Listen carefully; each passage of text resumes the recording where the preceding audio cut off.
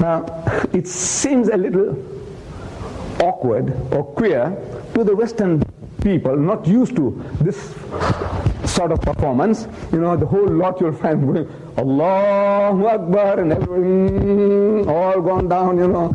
This is, what is this? Putting the heads down, putting the bumps up. What a way to pray. Now this is the human mind. You can't help it. You can't help it because you haven't done it. You see? I said, you know, this is how all the prophets prayed. And when I say that, people get the shock of their lives. I said, this is how all the prophets prayed. You get the shock because you have been reading, but you didn't catch the message. You see, I might quote from the Old Testament. I'm quoting. It reads, and Abraham fell on his face and prayed to God.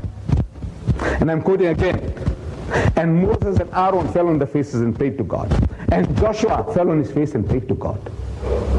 When we come to the New Testament, we read that was his last days on earth, Jesus Christ, he went to the Garden of Gethsemane with his disciples. And he said, wait and watch. And he went a little further and fell on his face and prayed to God. Oh my Father, if it be possible, let this cup pass away from me, meaning remove the difficulty from me, but not as I will, but as thou wilt. What did he do? He said, wait and watch. And he went a little further and fell on his face and prayed to God. Am I quoting correctly? If anybody knows your Bibles, and fell on his face and prayed to God. I'm asking, how does a man fall on his face and pray? Except the way we Muslims do. Can a circus acrobat do anything better than that? No.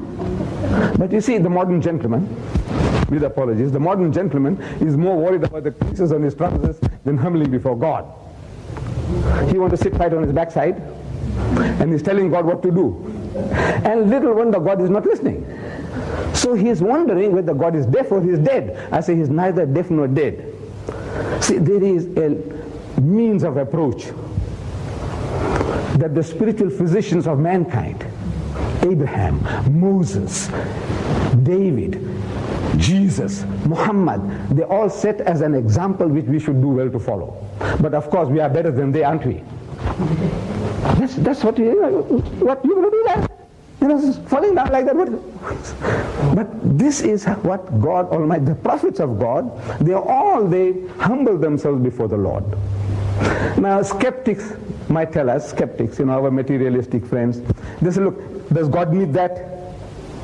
Is he hungry for that? I says, no, he doesn't need it. But I say, you need it. We need it. Psychologists, they tell us that our bodies are more directly under our control than our minds. If you can humble the body, you can humble the mind. That's what the psychologist says. You know, for example, let me give you an example, a very crude example. I want some 50 cents from you, 10 cents, 50 cents from you. So I come to you, you know, very humbly, you know, madam, you know, I'm hungry for 3 days, I haven't eaten. Please, if I can have 50 cents. You see, I might be putting up an act. And once you do that, you know, even genuine tears can come out of your eyes. I tell you, you know, if you try and, you know, put your heart and soul into, you know, I need that 50 cents from you, you know, so please, you know, my children are hungry. And I can shed genuine tears. Not glycerin tears, what you see in films, you know. Genuine tears can come out. You know, you put your heart and soul into what you are saying, because now, this body of yours, you can make it to do anything. And while you're doing that, the mind also falls in tune. So if you humble the body, you can humble the mind. And this is what the spiritual physicians of mankind, they did. Abraham, Moses, Jesus, Muhammad. But now, we don't want to do that. We don't want to humble ourselves. So today now the Americans are going to the Hindus to learn what they call transcendental meditation. A word 2 yards long. They're learning from the Hindus. And they're paying through the noses in the process for learning transcendental meditation.